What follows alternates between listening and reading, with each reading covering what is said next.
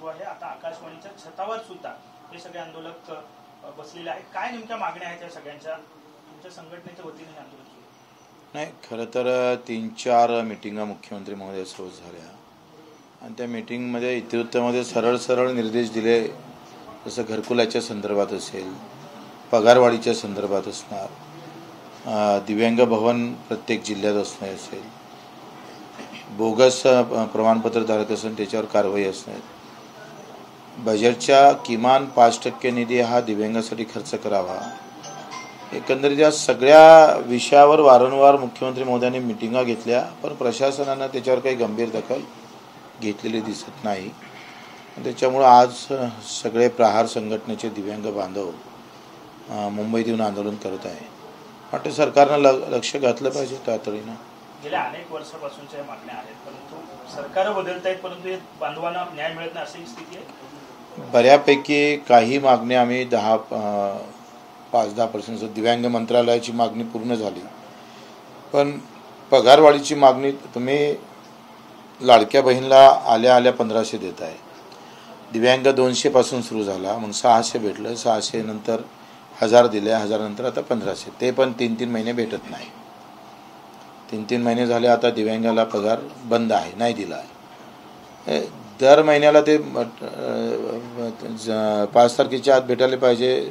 अजितदादांना आश्वासन दिलं होतं की आम्ही 5 तारखेच्या आत पगार देऊ, नाही 5 तारखेच्या आत दिलं तर मी सचिवाचा पगार नाही देणार, असं आश्वासन मंत्रालयात दिल्यानंतर, विधानसभेत दिल्यानंतरही ती पूर्तता होत नाही आहे। मंत्रालय झालं पण बजेट नाही आहे।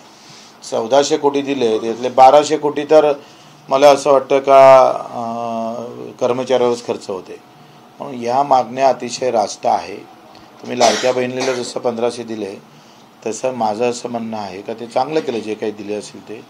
कष्टकऱ्यांसाठी योजना नाही आहे देशामध्ये, राज्यामध्ये पण नाही आहे, आणि अडचणीत असणारे लोक, अडचणीत म्हणजे काय, ज्याला 2 पाय नाही, हात नाही, डोळे नाही, बहुविकलांग आहे, त्यांच्यासाठी सरकारकडे पैसे नाही याचंच नवल वाटते।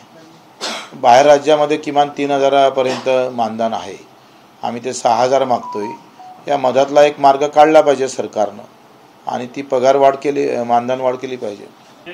आंदोलन करतायत त्यांचं असं म्हणणं आहे की आमच्या योजनेतले किंवा आमचे पैसे जे आहेत ते इतर योजनांकडे वळवण्यात आले, तसं काय घडलंय का? काही 5% महानगरपालिका आणि जिल्हा परिषद या स्तरावर ही कारवाई बऱ्यापैकी केल्या जातं।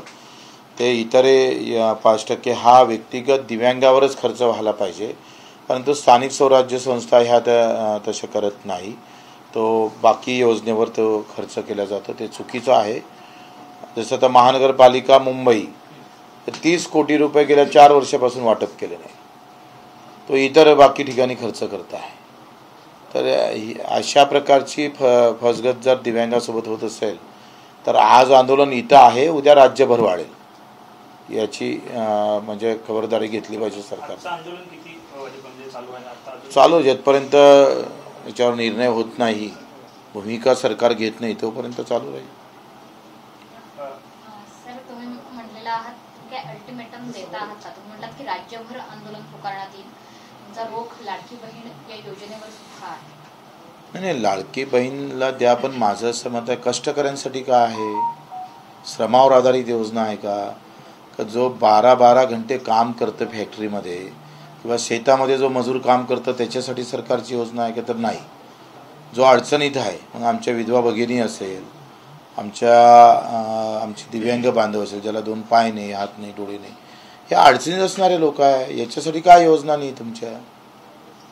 आणि तुम्ही जे ई रिक्षा दिला ते अर्धे बोगसच आहे, प्रचंड पैसा खाल्ला अधिकाऱ्यांनी त्याच्यात।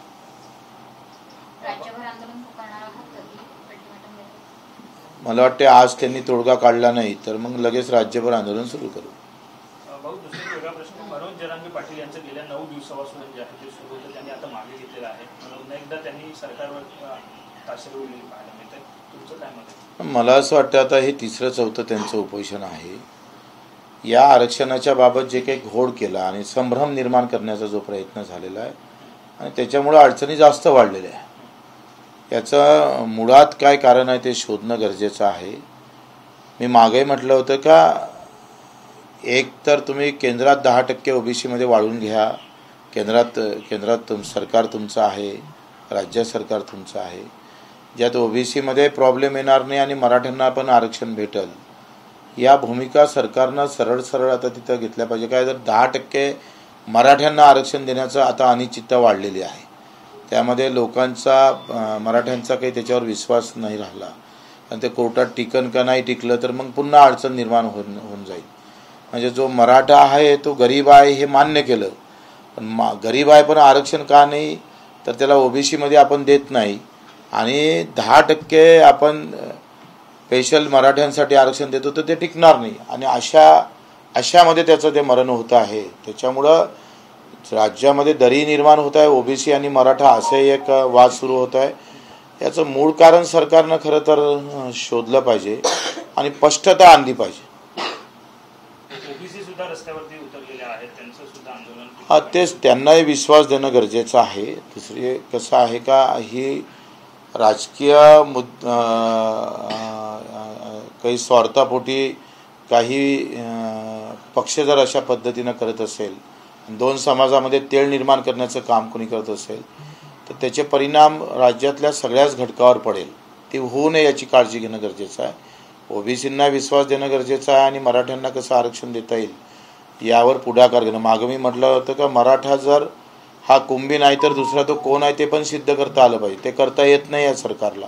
त्यांनी सांगितलं पाहिजे का मराठा कुंभी नाही आहे, तो शेती करतच नाही, तो व्यापारच करतं, हे स्पष्ट सांगितलं पाहिजे ना. काल एक अक्षय शिंदे एन्काउंटर प्रकरण जे आहे ते घडलं आणि त्यानंतर आता आज कोर्टाने जे आहे ते सरकारवरती ताशेरे ओढलेले आहे.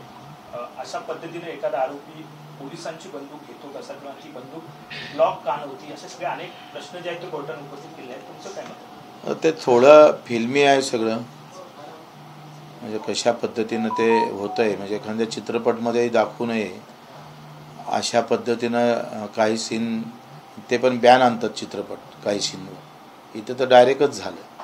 म्हणजे आपण जर पोलीस अशा पद्धतीनं त्यांची बंदूकच घेऊन जात असेल आणि तो आरोपी घेऊन जात असेल एकटा तर आश्चर्यचकित करणारी गोष्ट आहे. त्यावर बऱ्याचशा जाहिराती दिल्या जात आहेत. मुख्यमंत्र्यांनी वृत्तपत्राच्या कामकांवर जाहिराती दिल्या आहेत. देवेंद्र फडणवीसांनी सुद्धा देवाभाऊ बदलापूर अशा पद्धतीने उलटा चोर संन्यास को डांटे असं आहे ते. म्हणजे आम्ही वाईट नाही, उलट हमने तो कुछ बड़ा काम किया है. सरकारनं अशा पद्धतीने जाहिराती देणं अयोग्य आहे, असं क्रेडिट देणं अयोग्य आहे असं मग चुकीचं आहे ना. अशा पद्धतीच्या कुठल्या गोष्टीवर आपण क्रेडिट घेतलं पाहिजे, याचं ताळमेळ तुम्ही आखरी त्याला प्रोत्साहन देत आहे तर चुकीचंच आहे. कुठल्या गोष्टीचं मी क्रेडिट घ्यावं याचं जर मोठे पक्षांना किंवा सरकारला समजत नसेल तर दुर्दैव आहे. एक राजकीय प्रश्न असेल, पंकजा मुंडे यांनी एक वक्तव्य केलेलं आहे की महायुतीत आता मला जागा नाहीये, त्यामुळे मला विधान परिषदेवरती जावं लागेल. म्हणजे आगामी निवडणुकीत त्यांना विधानसभा क्षेत्रच नाही किंवा विधानसभासाठी त्यांना कुठेही लढता येणार. ते खरं आहे ना, खोटं काय. विधानसभेत मुंडे आहे, धनंजय मुंडे. अजितदादा जर राहिले तर, अजितदादा नाही गेले तर मग त्यांची जागा खाली आहे. अजितदादा राहतील असं वाटत नाही तुम्हाला? आता बऱ्यापैकी असं वाटतं चित्र. सगळ्या आघाडी आणि युतीमध्ये बराच फुटफाट होईल. महायुतीतनं बाहेर पडतील अजित. हां, त्याचीच आमची महाशक्ती तयार होईल. तुमच्यासोबत येणार नाही ते आम्ही सांगू नाही शकत. ते तर आमचं सर्व सुकाणू समिती ठरेल कोणाला घ्यायचं नाही घ्यायचं ते. पण अजितदादा महायुतीतून बाहेर पडतील असं तुम्हाला काय वाटतं? म्हणजे तुमची वक्तव्य कायमच काही संकेत आहे तसे, काही राजकीय संकेत आहेत महायुतीतून अजितदादा बाहेर पडतील असं आहे संकेत. जसं तुमचे सूत्र असते तसे आमचे पण सूत्र आहे. पुन्हा एकदा महाराष्ट्राच्या राजकारणावर काही मोठे फटाके फुटणार आहेत का?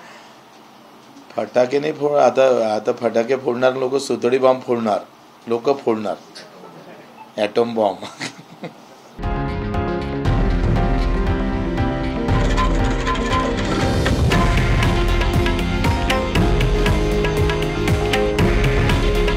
हे आहे देशातील नंबर 1 न्यूज नेटवर्क आणि आपण पाहत आहात TV9 मराठी.